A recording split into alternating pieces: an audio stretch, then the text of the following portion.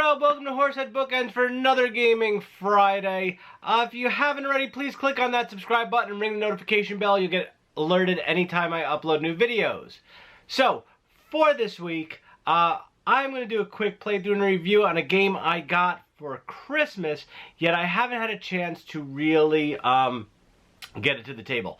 So, I got it set up, and we're going to take a look at it, and that would be Kingdom Hearts Talisman. Talisman, if you haven't played it, is a 2 to 6 player roll and move adventure style game where you move your character around 3 levels of the board to try to get to the middle to fight the big bad guy at the end. All your combat is based off of die rolls. Your movement's based off die rolls. It has a lot of luck. People aren't really a big Talisman fan. Some are, some aren't. It's kind of a polarizing game, but we'll talk about it later. Anyway, I have the game set up on the table. Let's go over there and take a quick look at it, play a few rounds, and then we'll come right back and talk about it. Okay, so here we have Talisman set up for a 3-player game. As you can see on the board, you have the outer ring, the middle ring, and the inner ring. The goal of the game is to roll a die, move around the board, and get to the Door of Darkness. The first person who gets to the Door of Darkness and completes the task that's asked by the final rest wins the game, gets the most points, and then anyone else who's left over has, you add up victory points and declare the winner.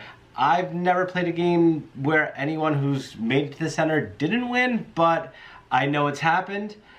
So what basically you do is you take the die, you roll it, you can move around the board clockwise or counterclockwise, no doubling back, and you just do what it says on the actual space you land on. Some will have a picture of a die, you roll the die and you do what it says, or it has a card and you pick up one of these blue cards and you do what it says. And that's about it. What's really nice is that on the back of the instruction manual has a great little flow chart that shows you the actual turn sequence. Super easy. Plus, when you occupy the same space with an opponent, you can do different things. You can ask them for help if you're fighting something. You can also trade with them if they have certain items that you have or not. There's a multitude of different characters. They all have their own abilities, which is pretty nice. Right now I'm playing Riku from Kingdom Hearts, Goofy from Disney, and Mulan from Mulan, also Disney. And they all have different abilities, which is pretty cool. So we're gonna play a few rounds and see how it goes. I'm gonna start with Rico and move down. 5.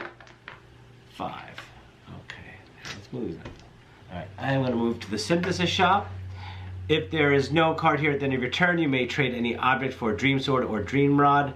If available, purchase the following. And I can purchase a ribbon for 2, Dream Sword for 2, Dream Rod for 2, Dream Shield for 3, or Protect Chain for 4. But there's no card, so I'm gonna put this there. All right, I got an object, the Rare Nut. While you have a Rare Nut, you do not lose a heart on any space that would automatically take one for you.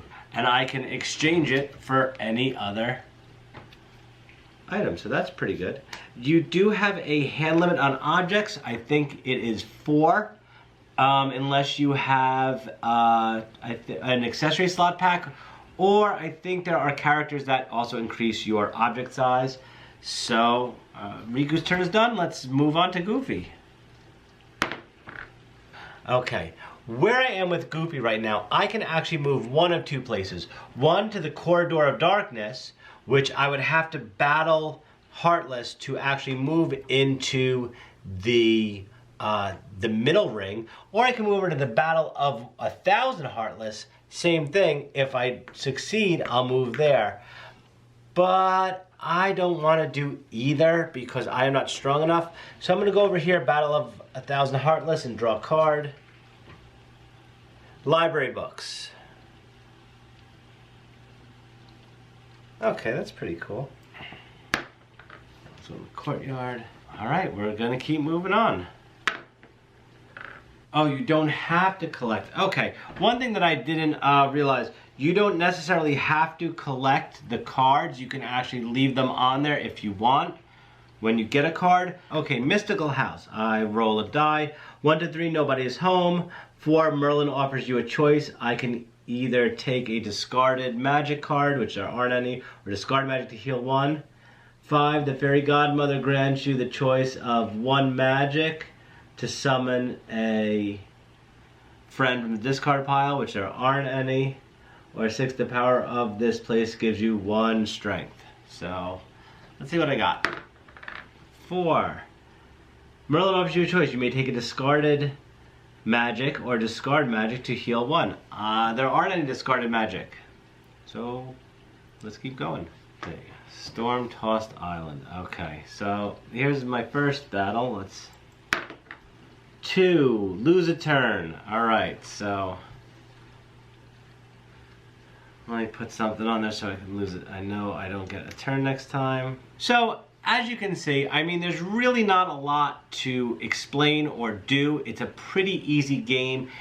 It moves fast. It does take some time, though, because you have to get the right die rolls to get slowly to the center.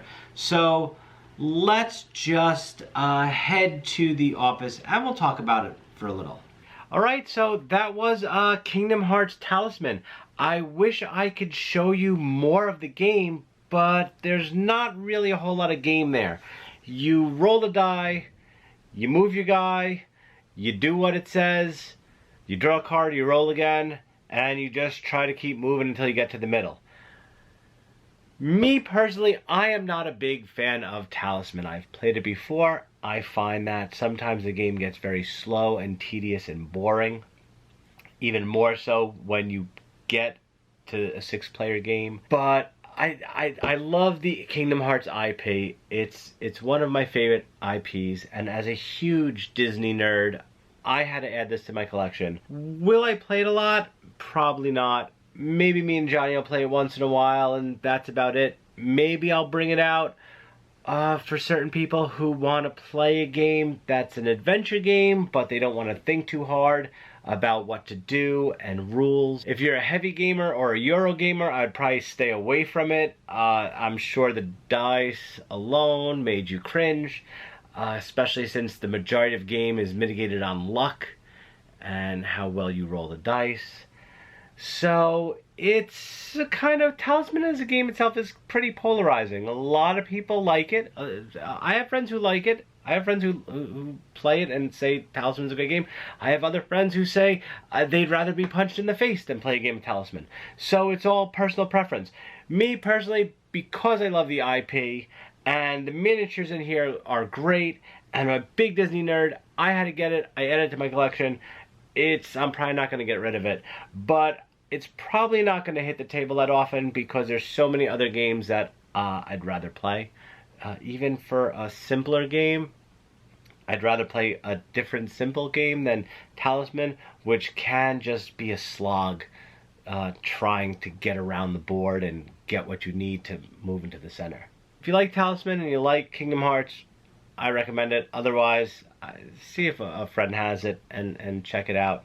Yeah, even if you haven't played it, and if you haven't played Talisman at all, I mean, give it a shot. It's not a terrible game, but it does get a little tedious sometimes. Alright, so if you liked the video, please give it a thumbs up. Also, please don't forget to click on subscribe and ring the notification bell so you're alerted anytime I upload new videos. Any questions or comments, please post them below and I'll try to get back to you as soon as possible. Otherwise, talk to you later.